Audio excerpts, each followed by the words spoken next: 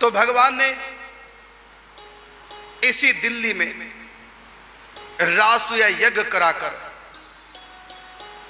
इस इंद्रप्रस्थ को विश्व की राजधानी बनाया। और इतनी तरक्की युधिष्ठिर की देख करके दुखी हो गए दुर्योधन। इनका इतना यश क्यों?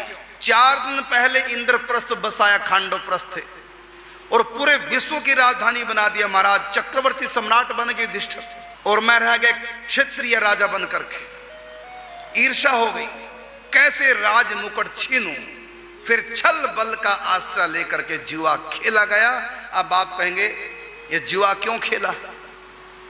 गलती युधिष्ठिर की, जुआ खेला।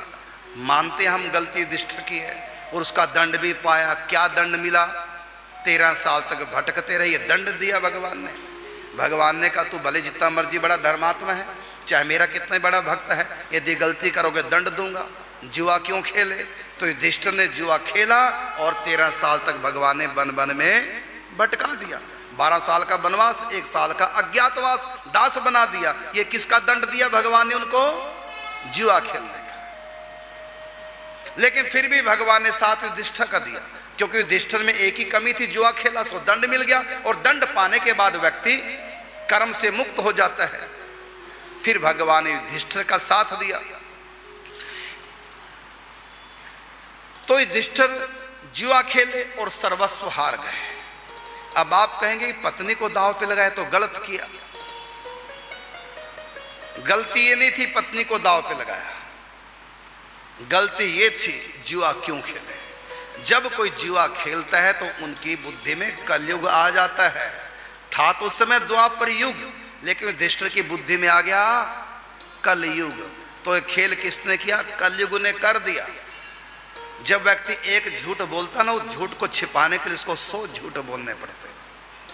तो जब व्यक्ति जुए का खेल खेलता है, उससे उसकी मति भ्रष्ट हो जाती है। वो सब कुछ दांव पे लगा सकता है। जुए से मति भ्रष्ट हो जाती है। जुए की तो जीत भी बुरी है, हार तो बुरी है ही, जीत भी जुए की बुरी होती है। तो युधिष्ठिर ने दांव पे लगाया, तो ये मुख्य उनका अवगुण था, जुआ खेला। और उस समय ये अवगुण के लिए युधिष्ठिर का नहीं था, इस अवगुण को राजधर्म लोगों ने उस समय बना लिया था। जुआ खेलना भी एक राजधर्म है, शास्त्र में तो नहीं है, लेकिन लोक मान्यता में, रिवाज में एक रिवाज बना दिया जुआ खेलने का।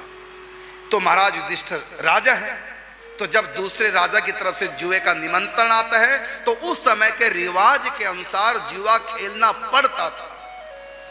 तो युधिष्ठिर ने भी रिवाज के अनुसार जुआ खेला। उसका ये अपना अवगुण नहीं था, ये सामाजिक अवगुण था, माने रिवाज था उस समय का।